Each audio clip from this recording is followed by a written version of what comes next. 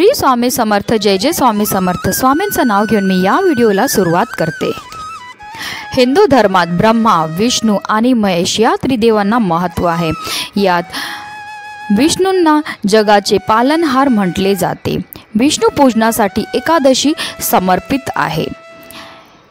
वर्षभरामध्ये एकूण 24 एकादशी येतात आणि जर अधिक मास असेल तर तेव्हा 26 एकादशी येतात। प्रत्येक एकादशीला आपले एक वेगळे महत्त्व असून प्रत्येक एकादशीचं वेगवेगळं नाव देखील आहे। त्यानुसार फाल्गुन महिन्यातील एकादशी तिथी 20 मार्च रोजी आहे। फाल्गुन महिन्यात येणाऱ्या या तिथीला आमलकी एकादशी किंवा रंगभरी एकादशी असं देखील म्हटलं जातं। या दिवशी आपल्याला श्री हरी विष्णू आणि माता लक्ष्मीची विधिविधानपूर्वक पूजा करायची आहे, सेवा करायची आहे, निरंतर जप करायचं आणि त्याचबरोबर आपल्याला काही उपाय देखील करायचे ज्यामुळे आपल्या जीवनामध्ये असणारं सर्व दुःख, सर्व विघ्न, सर्व दारिद्र्य हे नष्ट होईल। आणि म्हणूनच आपल्याला उद्याच्या दिवशी या झाडाचं एक पान आपल्या घरी घेऊन यायचं आहे, ज्यामुळे फक्त 24 तासामध्ये आपली कठीणातील कठीण इच्छा तर पूर्ण होणारच आहे, त्याचबरोबर आपलं 7 पिढ्यांचं दारिद्र्य देखील नष्ट होणार आहे, ज्यामुळे आपल्या घरामध्ये सुख, समृद्धी, ऐश्वर हे कायम टिकून राहणार आहे। अतिशय प्रभावी असा हा उपाय जो प्रत्येकाने उद्याच्या दिवशी करायचा, त्याबद्दल सविस्तर आणि महत्त्वाची अशी माहिती मी तुम्हाला या व्हिडिओमध्ये देणार आहे। तर व्हिडिओ पूर्ण पहा आणि जर तुम्ही माझ्या चॅनलवर नवीन असतील तर चॅनलला सबस्क्राईब करा आणि शेजारी बेल आयकॉन सुद्धा प्रेस करा, जेणेकरून तुम्हाला माझ्या नवीन व्हिडिओचं नोटिफिकेशन हे मिळत राहील। पंचांगानुसार आमलकी एकादशी 20 मार्च रोजी दुपारी 12:21 सुरू होईल, तर दुसऱ्या दिवशी म्हणजे 21 मार्च रोजी दुपारी 2:22 समाप्त होईल। व्रताचे पारण 21 मार्च रोजी दुपारी 1:07 पासून ते 3:32 पर्यंत करता येईल। फाल्गुन महिन्यातील शुक्ल पक्षातील एकादशीला आमलकी किंवा रंगभरी किंवा आवळा एकादशी म्हणून साजरी केली जाते। या दिवशी विष्णूसह आवळ्याच्या झाडाची पूजा केली जाते। ज्याप्रमाणे श्री हरी विष्णूंना तुळस अतिशय प्रिय आहे, त्याचप्रमाणे त्यांना आवळ्याचं झाड देखील अतिशय प्रिय आहे। आवळ्याच्या वृक्षामध्ये श्री हरी विष्णूंसोबत माता लक्ष्मी वास करतात, त्यामुळे आमलकी एकादशीच्या दिवशी भक्त आवळ्याच्या झाडाखाली बसून विष्णूंची पूजा करतात। तसेच या दिवशी आवळा दान केल्याने 1000 गायी दान केल्या इतकं पुण्य प्राप्त होतं, त्याचबरोबर सर्व यज्ञाचे सुद्धा फळ प्राप्त होतं। या व्रताच्या प्रभावाने व्यक्तीला मोक्षाची प्राप्ती देखील होते। अगदी तुमच्यापासून माझ्यापर्यंत प्रत्येकजण खूप मेहनत करतो, खूप कष्ट करतो, जेणेकरून आपल्या जीवनामध्ये सुख समृद्धी नांदेल। पण बऱ्याचदा काय होतं ना, आपल्या घरामध्ये काही दोष असतात किंवा आपल्यामध्ये काही दोष असतात, त्यामुळे सुद्धा आपल्याला कोणत्याही क्षेत्रामध्ये यश हे मिळत नाही। आपण मेहनत तर करतोय, कष्ट तर करतोय, पण आपल्या कष्टाला आपल्या नशिबाची साथ ही मिळत नाही। त्याचबरोबर आपल्या घरामध्ये पैसा तर येतो, पण आलेला पैसा आपल्या घरात टिकत नाही, काही ना काही कारणाने खर्च हा होतोय आणि त्यामुळे जो आहे पैसा आपल्या घरामध्ये टिकतच नाही आहे। तर आपल्याला हा जो उपाय का करायचा, तर आपल्या घरामध्ये आलेला पैसा टिकून राहण्याकरता, त्याचबरोबर आपल्या कष्टाला आपल्या नशिबाची साथ मिळण्याकरता हा अतिशय प्रभावी असा हा उपाय जो प्रत्येकाने उद्याच्या दिवशी करायचा आहे। तर आपल्याला ज्या झाडाचं पान उद्याच्या दिवशी आपल्या घरामध्ये घेऊन यायचं आहे ते म्हणजे तुळशीचं पान। पण तुम्हाला तुळशीचं पान जे आहे उपायाकरता जे लागणार आहे, तर एकतर तुम्ही ते तुळशीचं पान आज तोडून ठेवा किंवा तुम्ही तुळशीच्या खाली जी गळून पडलेली पानं असतात ती सुद्धा ह्या उपायाकरता घेऊ शकतात। कारण एकादशीच्या दिवशी आपण तुळशीला पाणी अर्पण करत नाही, त्याचबरोबर तुळशीला स्पर्श देखील करत नाही, कारण तुळशी म्हणजे साक्षात माता लक्ष्मीचं स्वरूप मानलं जातं आणि एकादशीच्या दिवशी माता लक्ष्मीचं निर्जला व्रत असतं आणि जर आपल्याकडनं कळत नकळत तुळशीला स्पर्श झाला किंवा तिला जल अर्पण केलं गेलं तर त्यामुळे माता लक्ष्मीचं निर्जला व्रत हे मोडलं जातं आणि त्याचे दोष जे आहेत ते आपल्याला लागतात।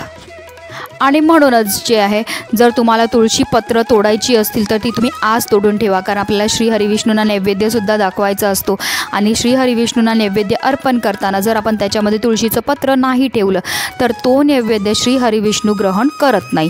म्हणून आपल्याला तुळशीची पत्र जी आहेत ती आज तोडून ठेवायची आहेत। पण काही कारणास्तव जर तुम्हाला आज तोडायला नाही जमली तर जे आहे तुळशीखाली जी गळून पडलेली पानं असतात ती आपल्याला स्वच्छ धुवून घ्यायची आणि ती आपण वापरली पूजेमध्ये तरीही चालतात।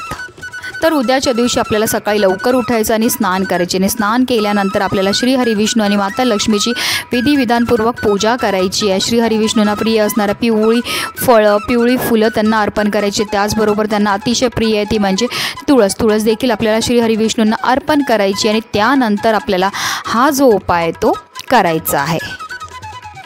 तर आपल्याला हा उपाय करता एक तुळशीचं पत्र लागणार। ते तुळशीचं पत्र जे आहे तुम्ही स्वच्छ गंगाजलने धुवून घ्यायचं। आता तुमच्याकडे गंगाजल नसेल तर आपलं जे पाणी असतं त्या पाण्याला एकटक पाहत राहा, हर हर गंगे म्हणा आणि त्या पाण्यामध्ये आपल्याला हे तुळशीचं पत्र जे आहे ते धुवून घ्यायचं आहे। आणि त्यानंतर आपल्याला एक स्टीलची प्लेट घ्यायची आणि त्या स्टीलच्या प्लेटवर आपल्याला हळद आणि कुंकूने एक स्वास्तिक काढून घ्यायचं आहे। स्वास्तिक व्यवस्थित काढा, त्याच्यामध्ये 4 बिंदू असले पाहिजेत आणि कडामध्ये दोन्ही साईडला 2-2 रेषाही असल्या पाहिजेत। असं व्यवस्थित आपल्याला स्वास्तिक काढायचं आणि त्या स्वास्तिकवर आपल्याला मूठभर तांदूळ हे ठेवायचे आहेत। आता ह्या तांदळावर जे आपल्याला 1 रुपयाचं एक नाणं ठेवायचं आहे, कारण जो उपाय आपण लक्ष्मी प्राप्ती करता करतो, धन प्राप्ती करता करतो आणि त्याच्यामध्ये जर आपण पैशाचा वापर केला, कारण पैसे हे माता लक्ष्मीचं स्वरूप मानलं जातं, तर ते उपाय फारच लवकर आपल्याला चांगलं फळ देत असतात।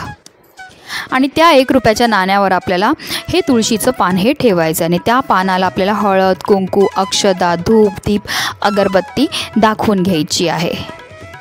आणि हा संपूर्ण उपाय आपण आपल्या देवघरामध्ये बसून करणार आहेत आणि तिथेच बसून आपल्याला काही सेवा देखील करायच्यात। आपल्याला 108 वेळा जे आहे ओम नमो भगवते वासुदेवाय नमः या मंत्राचा 108 वेळा म्हणजे आपल्याला 1 माळ जप हा करायचा आहे।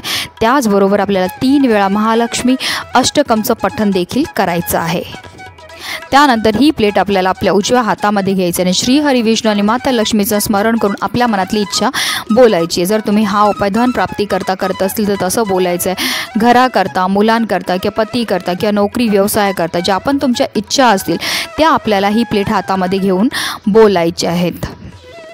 आणि त्यानंतर ही प्लेट जी आपल्या देवघरामध्ये माता लक्ष्मीच्या तुमच्याकडे मूर्ती असेल किंवा फोटो असेल तर त्याच्या समोर आपल्याला ठेवायचं। संपूर्ण दिवसभर म्हणजे उद्या आहे बुधवारच्या संपूर्ण दिवसभर, संपूर्ण रात्रभर ही प्लेट आपल्याला तिथेच ठेवायची आहे।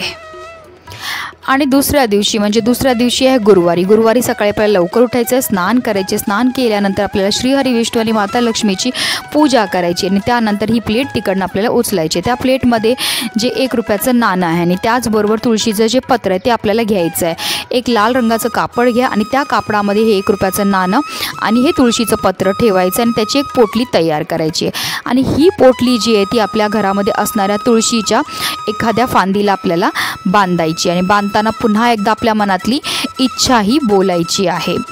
आणि दररोज म्हणजे आपण हा उपाय जेव्हा करतील त्यानंतर दररोज जेव्हा आपण तुळशीला पाणी घालतील त्यावेळेस आपल्याला ह्या पोटलीला जे हळद कुंकू अर्पण करायचं आणि दररोज आपल्या मनातली इच्छा जी आहे त्या पोटलीसमोर बोलायची आहे।